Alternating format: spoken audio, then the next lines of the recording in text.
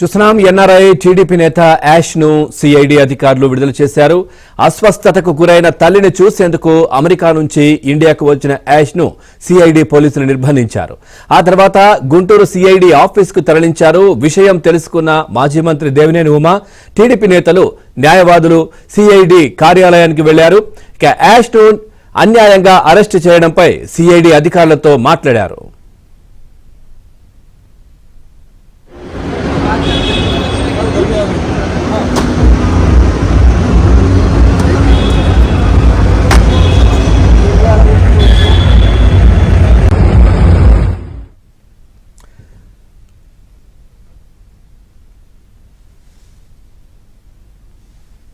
ఇక న్యాయవాదులు మాట్లాడడంతో యాష్ ను సిఆర్పిసి 41A సెక్షన్ ప్రకారం నోటీసులు ఇచ్చారు సిఐడి అధికారులు. అలాగే జనవరి 11వ తేదీన విచారణకు హాజరు కావాల్సి ఉంటుందని చెప్పారు. ఆ తర్వాత విడుదల చేశారు.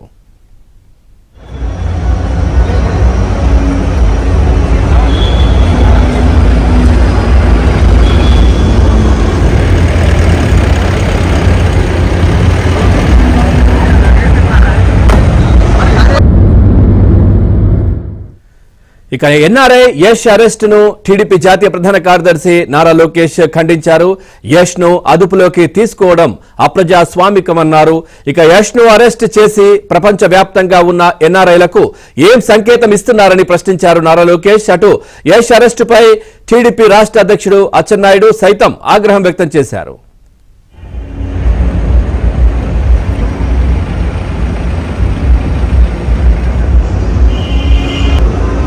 గత 4 సంవత్సరాల్లో దాదాపు మా ఇంటి మీద 5 సార్లు దాడులు జరిగాయి. 4 సార్లు మా ఇల్లు గోడలు బద్దలు కొట్టారు, సీసీ కెమెరాలు వాళ్ళు కొట్టారు. అయినా సరే నేను ఏ రోజు ఇండియా రాలేదు, ఎందుకంటే మా అమ్మగారు చాలా ధైర్యంగా ఉండేవాళ్ళు.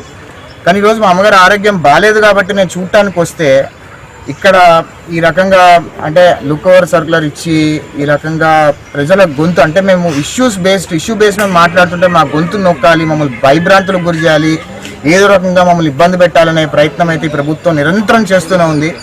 కానీ మా పోరాటం ఎప్పుడు ఆగదు. ఈ ప్రభుత్వం మీద మా పోరాటం ఎప్పుడు జరుగుతూనే ఉంటుంది. కేసులు పెట్టి వాళ్ళని జైళ్లలో పెట్టి వాళ్ళని కొట్టడం, వాళ్ళని చంపడం చేస్తున్నారంటే ఈరోజు రాష్ట్రంలో ప్రజాస్వామ్యం ఎంత దారుణంగా ఉందో ప్రతి ఒక్క రాష్ట్ర పౌరులు అందరూ కూడా ఆలోచన చేయండి. ఈరోజు తల్లి ఆరోగ్యం బాగాలేదు, నేను చూడటానికి వచ్చాను అంటే కనీసం నన్ను తల్లి దగ్గర కూడా పంపించకుండా డైరెక్ట్గా ఇక్కడ తీసుకొచ్చారు. గత 4 సంవత్సరాల్లో దాదాపు మా ఇంటి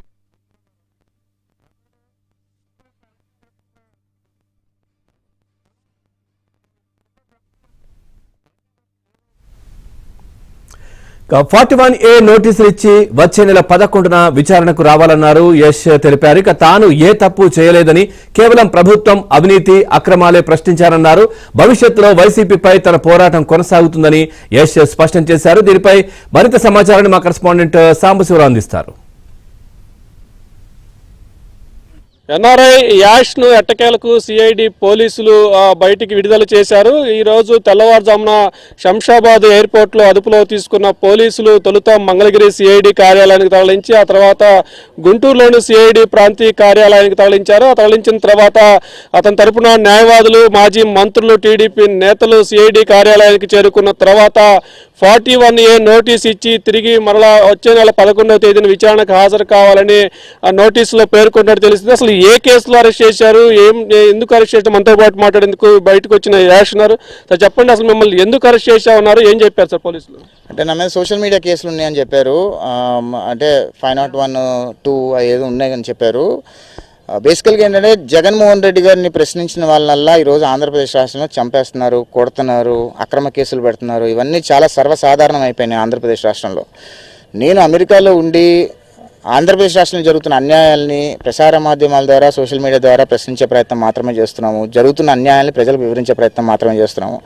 అదే జగన్మోహన్ రెడ్డి గారికి నచ్చకుండా ఆయన నా మీద కేసులు పెట్టి ఈరోజు నన్ను వేధించి నన్ను ఇక్కడ తీసుకొచ్చి నన్ను ఏదో భయపెట్టి ఈ రకంగా చేసే ప్రయత్నం చేస్తున్నారు. ఈ రోజు మీరు యూఎస్ నుంచి ఎందుకు వచ్చారు? పోలీసులు మిమ్మల్ని ఎక్కడ అదుపులో తీసుకున్నారు, ఎక్కడెక్కడ తిప్పారు? మా మదర్కి బాగాలేదు యాక్చువల్గా. అంటే గత 4 సంవత్సరాల్లో జగన్మోహన్ రెడ్డి మనుషులు మా ఇంటి మీద 5 సార్లు దాడులు చేశారు, మా సీసీ కెమెరాలు బాగుకొట్టారు, గోడలు బాగుకొట్టారు. అయినా నేను ఈరోజు భయపడి మా అమ్మ కోసం రాలి. మా అమ్మ చాలా స్ట్రాంగ్ ఉన్నారు. ఈరోజు మా అమ్మగారికి బాగాలేదు, ఆరోగ్యం బాగాలేదు, చూద్దామని వచ్చాను. రాగానే ఎయిర్పోర్ట్లో లుక్ ఓవర్ ఉందని చెప్పి కస్టడీలోకి తీసుకున్నారు. ఎయిర్పోర్ట్ పోలీసు మన ఐపీ పోలీస్కి ఇచ్చారు. అక్కడ నుంచి ఇటు తీసుకొచ్చారు. ఏంటి ఇప్పుడు ఈ లోపల మిమ్మల్ని నోటీస్ పంపించారా? ఆయన విచారణ చేశాను, క్వశ్చన్లు అడగటం ఏం చేశారు? ఇంకేం చేయలేదు. 11వ తారీఖు రమ్మన్నారు. 11వ తారీఖు తిరుపతి రమ్మన్నారు. తిరుపతిలో అక్కడ విచారణ చేస్తామన్నారు. ఇప్పుడు జస్ట్ 41 ఇచ్చి నాకు పంపించారు. ఇవాళ జగన్మోహన్ రెడ్డి, సజ్జల రామకృష్ణారెడ్డి, విజయసాయిరెడ్డి కుట్ర ఒకటే. తెలుగుదేశం పార్టీకి ఎక్కడా కూడా సపోర్ట్ రాకుండా చూడాలి. ముఖ్యంగా ఎన్ఆర్ఐ నుంచి ఎన్ఆర్ఐ వాళ్ళు పెట్టే పోస్టులు కానీ ఎన్ఆర్ఐ ప్రజలను చైతన్యవంతం చేస్తూ ఉన్నారు వాళ్ళు. అందుకని చెప్పి ముందు వాళ్ళని అరెస్ట్ చేసి భయపెడితే వాళ్ళకి ఎన్ఆర్ఐలు రాకుండా ఉంటారు, తెలుగుదేశం పార్టీకి సపోర్ట్ చేయకుండా ఉంటారంట. ఇవాళ చూసారా ఇతను ధైర్యం, యాష్ ఎంత ధైర్యంగా మాట్లాడాడో. మీరు ఎన్ని కేసులు పెట్టుకున్నా, మా ఇల్లు పగలగొట్టినా, మా సీసీ కెమెరాలు ఇచ్చేసినా కూడా తెలుగుదేశం పార్టీకి నేను మద్దతు ప్రకటిస్తానే ఉంటామన్నారు. ఎన్ఆర్ఐలను భయపెట్టడం, ఇక్కడ ఉన్న వాళ్ళని భయపెట్టాల్సిన పని లేదు. ఇవాళ ఆయన బందిపోటు కాదు, నక్సలైట్ కాదు.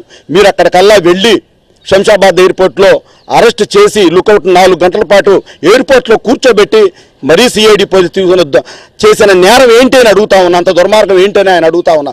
మరి వాళ్ళు అక్కడ పంచ్ ప్రభాకర్ గాడని ఒకడు ఉన్నాడు. వాడు దళితులను తిట్టాడు, హిందువులను తిడతాడు, వాడందరినీ తిడతాడు.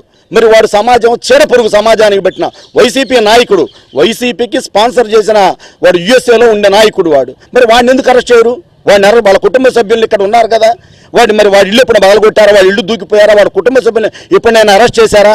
అంటే తెలుగుదేశం పార్టీ నాయకుల్ని అరెస్ట్ చేస్తారు. మిమ్మల్ని ప్రశ్నించే వాళ్ళు మీ విధానాలు తప్పు అంటేనే మీరు అరెస్ట్ చేసి తప్పుడు కేసులు పెడతారు. ఎన్ఆర్ఐలు కాదు కదా, ఎవ్వరూ భయపడరు.